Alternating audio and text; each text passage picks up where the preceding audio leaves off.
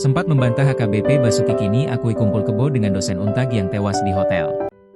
Nasib AKBP Basuki setelah perselingkuhannya dengan dosen muda Universitas 17 Agustus 1945, Untag, Semarang yang tewas di hotel terbongkar.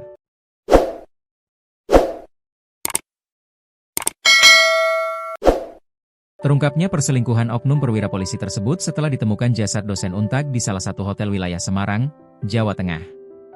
Saat ditemukan, jasad dosen wanita berinisial DLL, 35, dalam kondisi tanpa sehelai benang.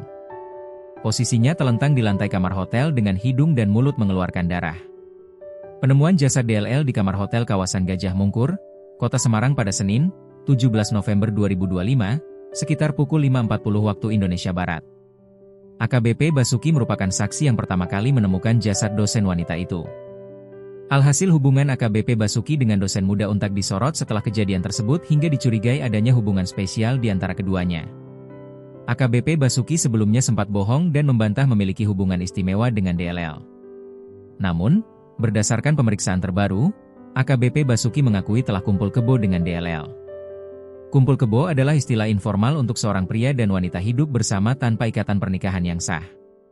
AKBP Basuki dan DLL sudah tinggal satu tempat tinggal selama kurang lebih 5 tahun. Berikut informasi lengkap terkait hubungan AKBP Basuki dan DLL, dirangkum tribunnews.com, Jumat, 20 November 2025 sedih. Sempat membantah. Sempat beredar isu yang menyebut keduanya memiliki hubungan asmara hingga sudah tinggal bersama. AKBP Basuki dalam kesempatannya membantah kabar tersebut. "Saya sudah tua.